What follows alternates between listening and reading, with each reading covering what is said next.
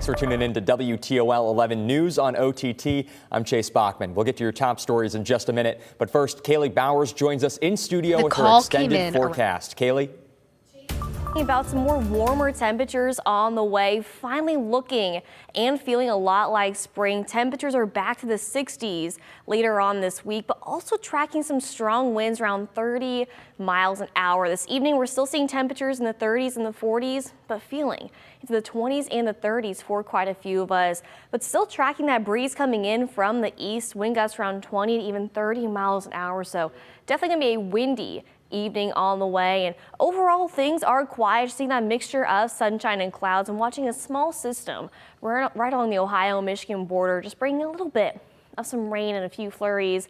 Otherwise, things are quiet for tonight, tracking those partly cloudy skies, those slight winds, and also some colder temperatures. Waking up tomorrow morning will be in the 30s, and you can see, looking ahead towards the rest of the day tomorrow, look at that. Temperatures still in the 30s and the 40s heading to work and school, but by lunchtime, finally back to the 50s. And in fact, seeing temperatures in the mid 60s by the afternoon. Still seeing on and off clouds and sunshine, however, not lasting long. Talking more clouds on the way going on into Tuesday, but also tracking the return of some scattered showers and possibly even some isolated thunderstorms. And we're watching two rounds, one in the morning and one later on in the evening. So that in between time, mid-morning, early afternoon, late afternoon, and then the evening, another round those showers will start to develop. But going to bed Tuesday night, things will be fairly quiet. But I did mention the chance for some strong storms. The Storm Prediction Center has issued a level 1 marginal risk for our western counties. Again, there's a potential for some strong storms, bringing us the potential for some strong winds. But we'll be here in case anything happens to change. But looking ahead towards Monday and Tuesday, those winds really picking up. Wind gusts around 30, possibly even 40 miles an hour throughout Monday and also throughout Tuesday, but eventually calming down as we head on into Wednesday. So again, nothing too concerning right now, but we'll keep you updated both on air and online.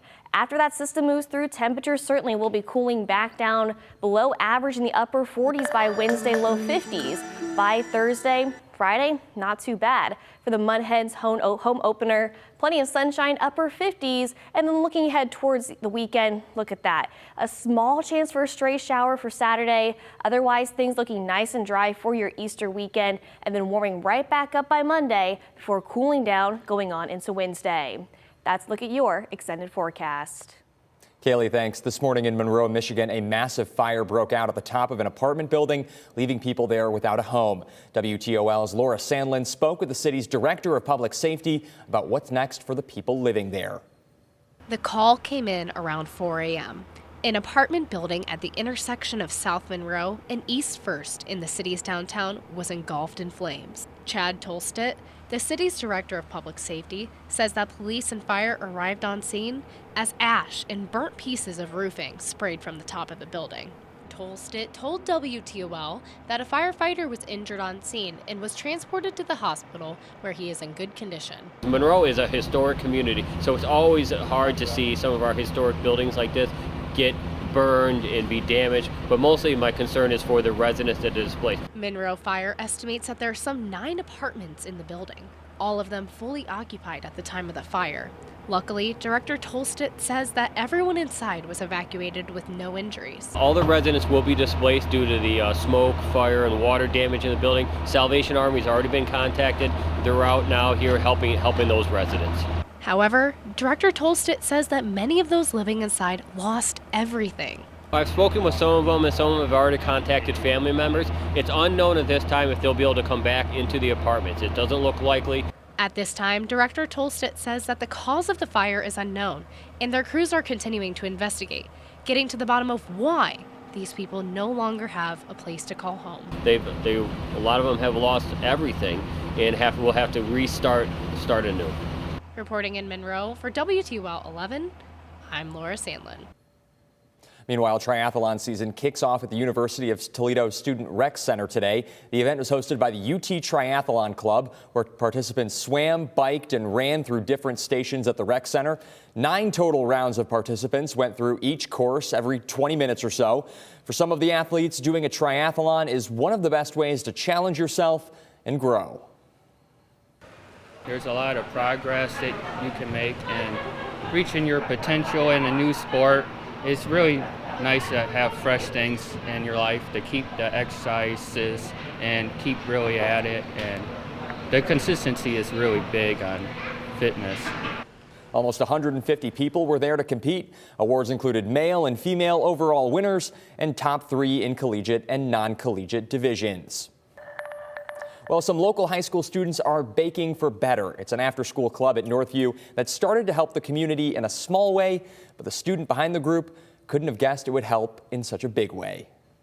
The bottom ones look good. Although it may look like it, this isn't home ec class. So it's 2 more minutes. These Sylvania Northview students are giving up their spare time after school to bake, and not to treat themselves. Hey guys, it's looking really good. Sophomore Gavin Ballard was able to gather upwards of 40 students for a project he came up with in an effort to give back. I just knew over winter break I was thinking about going into the next semester. I want to do something to give back to our community. And I took my passion of baking. I love baking so much. Ever since I became a runner, I'm on a cross-country and track team. Ever since I've been a runner, baking and food and culinary stuff has been so dear to me. So he chatted with his mom, who volunteers with the Labra Project to create Baking for Better. Instead of pre-packaged cookies, typically included in Labra Project meals for people in need, they'll get something homemade from these students.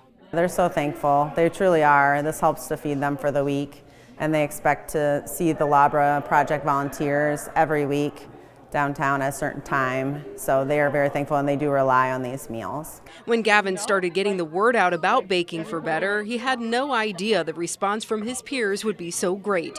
In just the first meeting, the packed kitchen of students baked 160 cookies. I was absolutely surprised. I looked and I saw people just kept them pouring in, and I was like, oh my gosh, this is so great. A lot of the clubs here are more academic focused or focusing on the students themselves. I was really interested in this one because it actually did give back to our community, which I feel like we do some here, but this one was super direct in that everything happens here goes to the community. The club meets once a week and plans to donate the cookies to various groups in the community, including police and hospitals. They look good. An effort that makes at least one Northview mama pretty proud. I think he's just a great kid, and I'm just really happy that the other Northview students have rallied around him and helped to support him in this idea. I think it's really special. Really good. Reporting in Sylvania, Amanda Fay, WTOL 11. All right, looks good. Now, students are always looking for donations. Things like flour and sugar, eggs and butter are helpful too. You can drop off donations at Northview High School, and the group says just label your donation Baking for Better. Now, I know you and I were watching that, Kaylee, and we got pretty hungry. Oh, I want the chocolate chip, the sugar, anything right now. And we saw the green ones there, too. That looks pretty good. We weren't sure if that was matcha, pistachio, something there, maybe mint chocolate chip. I like the idea of the mint chocolate chip. Yeah, that sounded really good to me. Anything, just have the cookies, get the ice cream, the milk, anything sweet just to enjoy the end of your weekend, because things are going to finally be looking a lot like spring. Looking at your extended forecast real quick, we're talking temperatures in the 60s by tomorrow, but you can see temperatures really not lasting in the 60s for these next several days, just Monday and Tuesday, and then back to feeling a lot like spring, but at least we'll be dry after Tuesday. But then Saturday, still not too bad, a small chance for a stray shower, but talk about a roller coaster of temperatures and precipitation for these next several days. I just need us to have clear weather for Friday. I want the opening day to go I know it's going to be the earliest one we've ever had, so temperature looks good. Just need some clear skies. If we can minimize the rain and the cloud cover as much as possible, I'd love a sunny day for opening day. I'll work on it for you. Absolutely. I'd love to hear it. All right, that's going to do it for WTOL 11 News on OTT. We'll see you next time.